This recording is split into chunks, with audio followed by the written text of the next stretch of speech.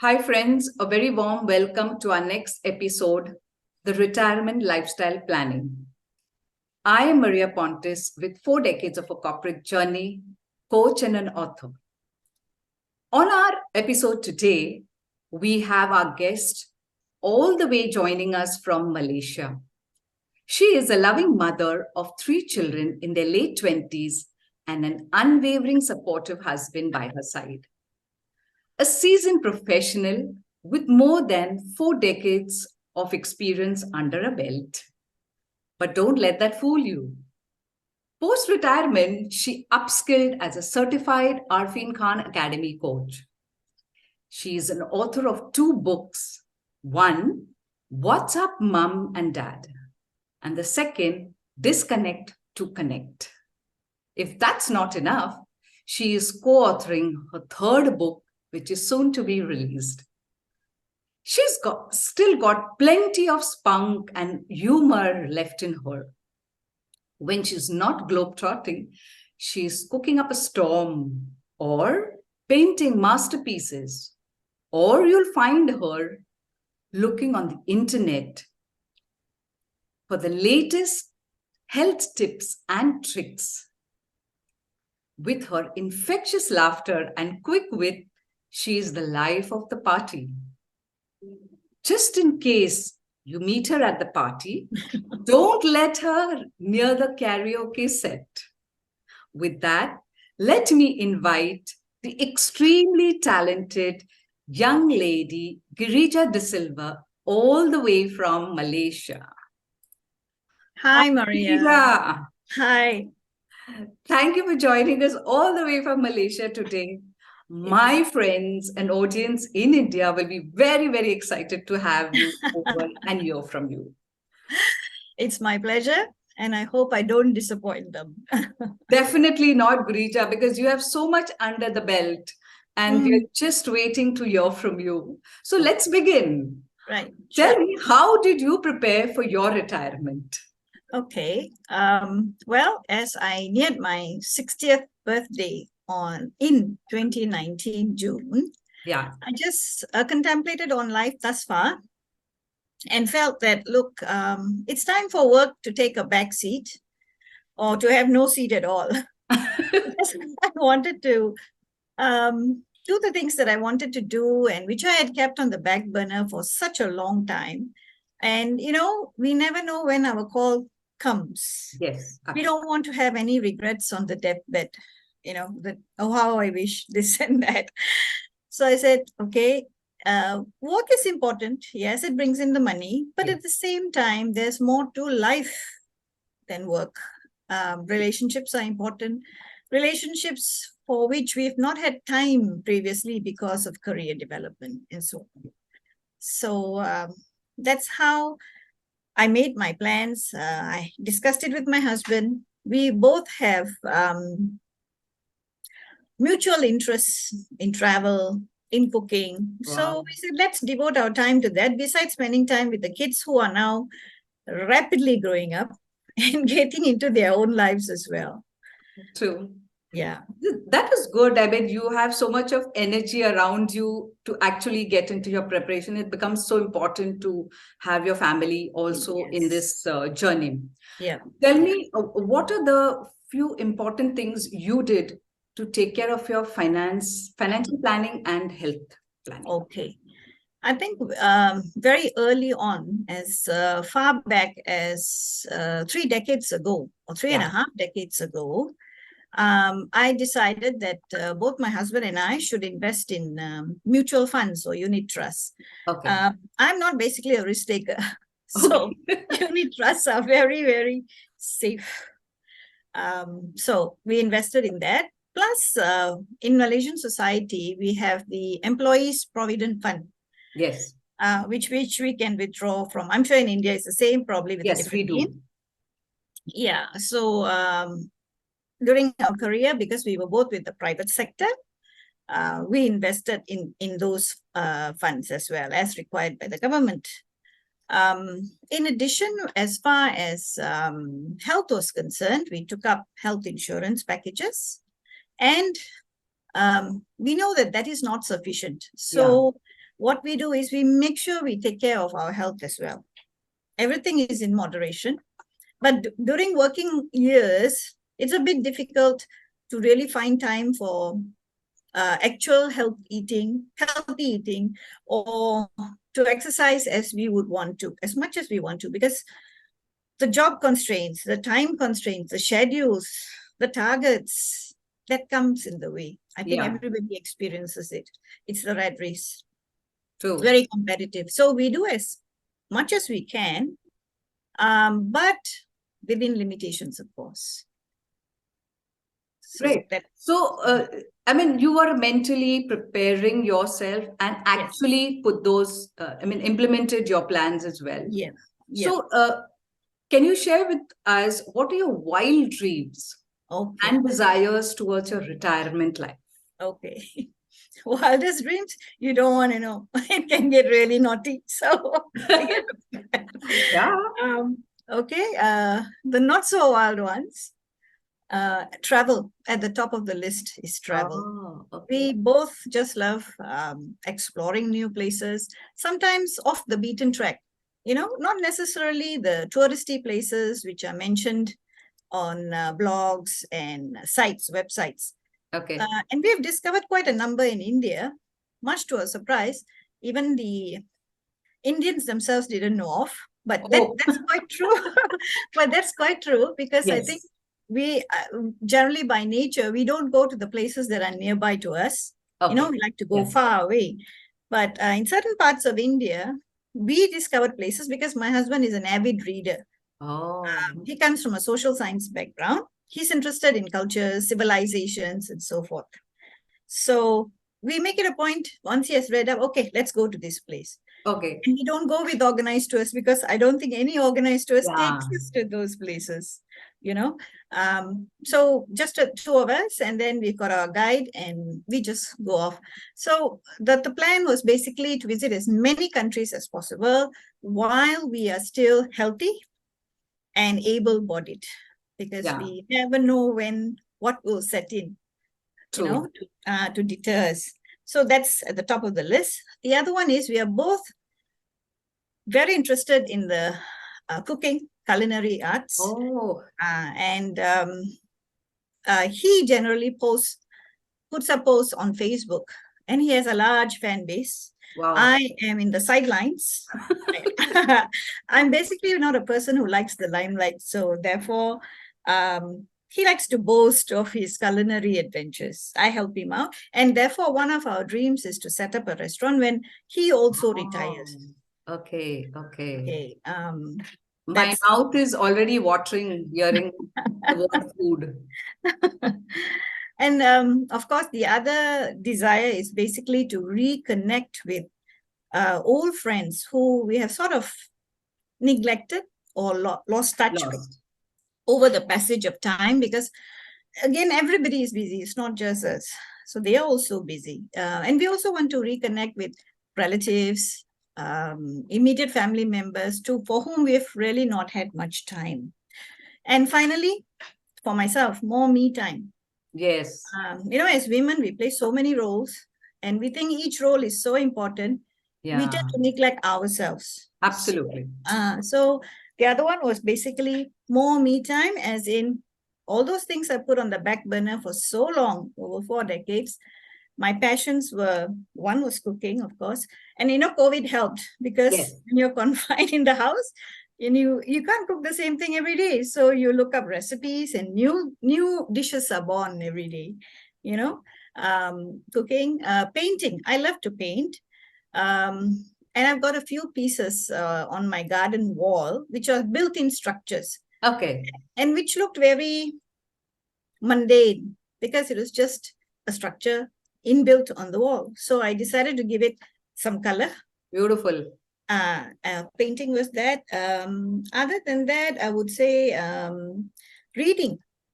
I think I've sort of not had much time for reading over the last 4 decades, except for the usual work reports, essential information reading. So, and of course, penning down my thoughts and emotions. Beautiful. Yeah. Okay. Great. Yeah. So my next question is, Where did you travel in the last few Months, yes. months? Yes. Okay, we went to Ladakh. Yes, which is, a high security zone area. And to be really frank with you, there was this friend of my husband's who has been there a few times, and he has always talked about it over the years. So he said, come, let's go. But this was one trip which we had no idea what we were getting into. Simple reason, it was very adventurous. It was very outdoorsy. Environmentally, it was not really very friendly. I'm sure you've seen, Maria, like in National Geographic Channel, winding roads, narrow roads. Yes, where only one vehicle can go at a time. Yes. And then we camped out in conditions like intense where there was no proper toilet facilities. Oh, yeah.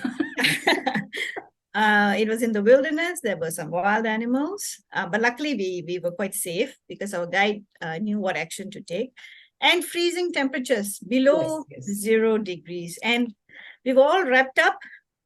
But the funny thing was, when you needed to go to the toilet in the night, you had to unwrap everything. And one incident my husband had was his bed actually broke in the tent. So these are the little things that added some memory to it. And some places in India, I think we visited a hotel which is being run by the royals. So then we came back to civilization, Delhi, Delhi Heart, the more modern civilizations. So it was an experience being with nature, seeing the Himalayas, seeing the snow in the peaks of the mountains, roughing it out, going to monasteries at very high altitudes. Wow. Looking at them and posing in front of the highest post office in the world. So something which we have never done before. Because for most people who travel, it's the touristy spots.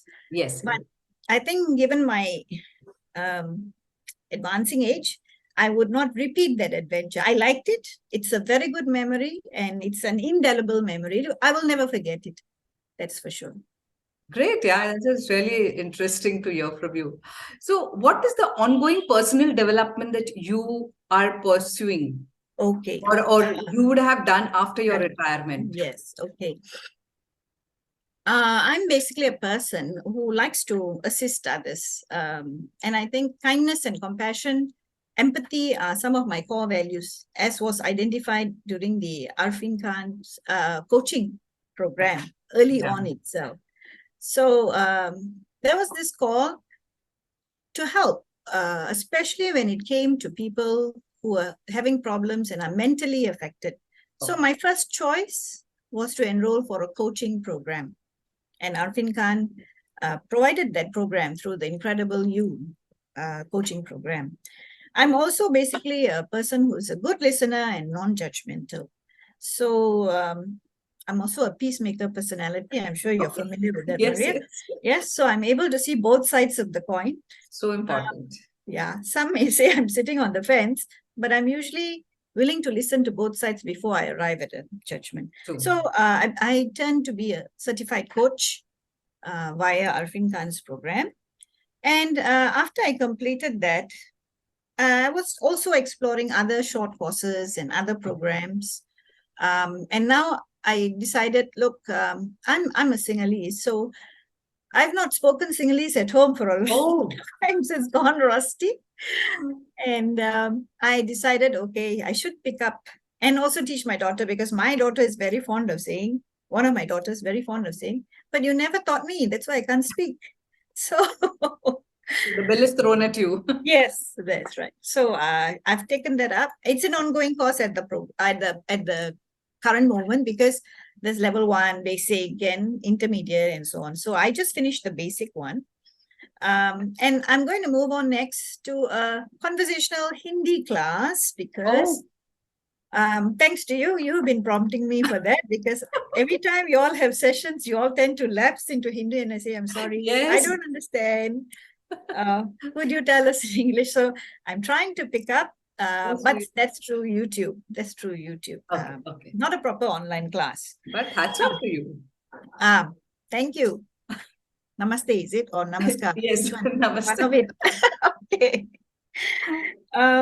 Besides that, there were some other programs on the Mind Valley. Okay. And my next one would be after Hindi class. My husband suggested, why don't you take up Mandarin? Because that's also a popular program that's growing worldwide. Okay. Okay. So So you have that's a list. Mm, You have a list of things that you're going to yes, continue learning. Wow. that's right. That's right. So, how are you contributing to yourself and the society now that you have retired? Okay. What do you do? All right. I think as far as English language is concerned, I'm pretty skilled, and I would have plans in the pipeline to teach English conversational skills to refugee children.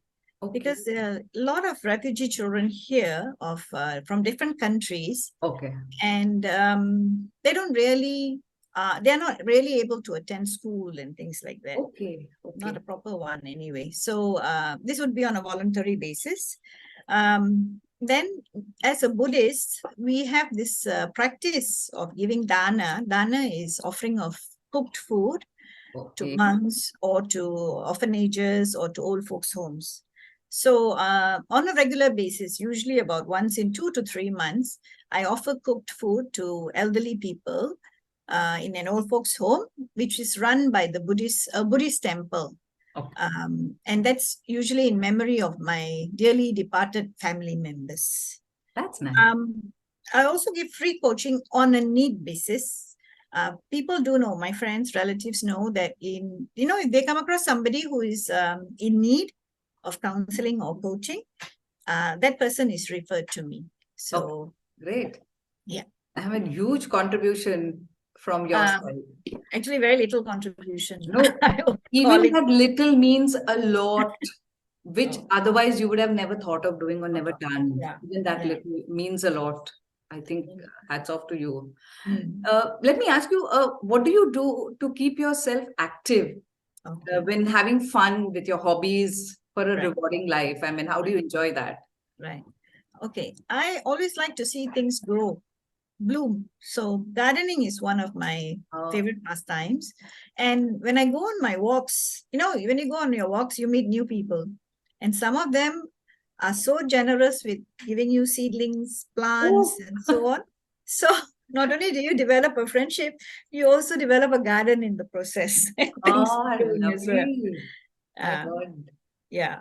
And I make sure that to remain active, I focus on my health in terms of exercise.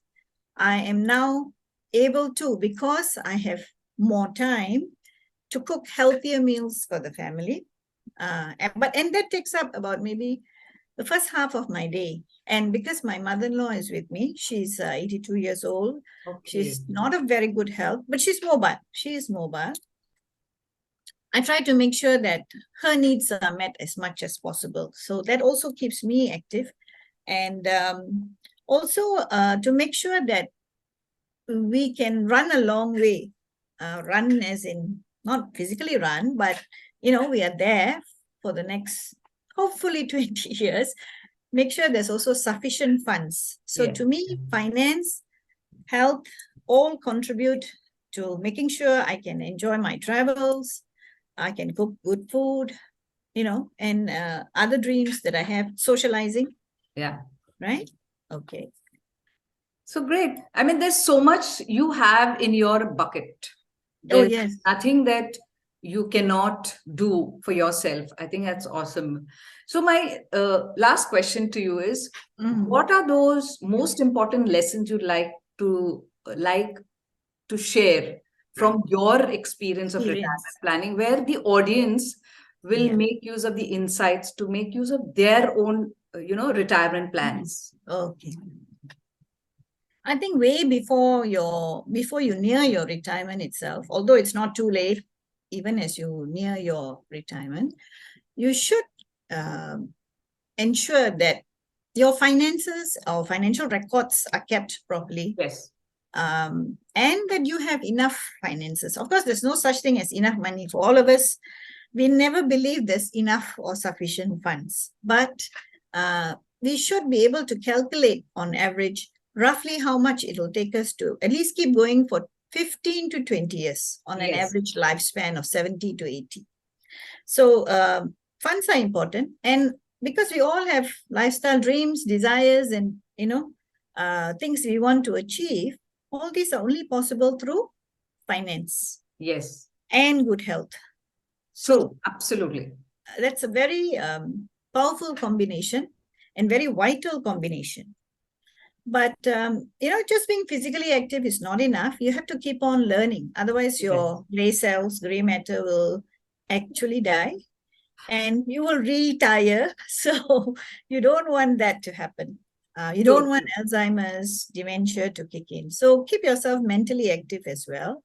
That would help in coming through with puzzles, crosswords, etc. Mental health is important. Emotional health through your networking. Never lose touch with your friends and loved ones, because they're the ones who care for you, and you don't want to be a burden to others. Emotionally, physically, spiritually. If you have a spiritual group, carry on with them. Strengthen the bonds. It's good for everyone all around. Give back to society. Help others, because this is your one last chance in the next 20 years or so. Absolutely. That's your final opportunity. If you have enjoyed your life, then it's time to give back and make a difference, because this is your last chance to do so. I don't want to sound so gloomy, but I think it's a fact of life. Absolutely. Yes. Yeah. So what I hear you say is prioritize self-care for your physical, emotional, and spiritual well-being. Yes. And of course, plan your finances and adjust regularly to sustain yourself for the next 20 years at least. Also, yes. If you can generate income. Yes, giving back to the society with talents and skills you possess. That you have. Yes. Absolutely. Yeah. And leading a fulfillment life in retirement by pursuing activities that brings you joy and fulfillment. Yes. They can be simple pleasures, not necessarily expensive ones. Yeah. Absolutely. That is so beautifully summed up by you, Greeja. Thank you so much for being here. For me, the audience across the globe who will be watching you just now, to hear you and your experiences. Thank you very much. Thank you for the opportunity, Maria. It's been a pleasure. I know gold is not in her. She's a diamond.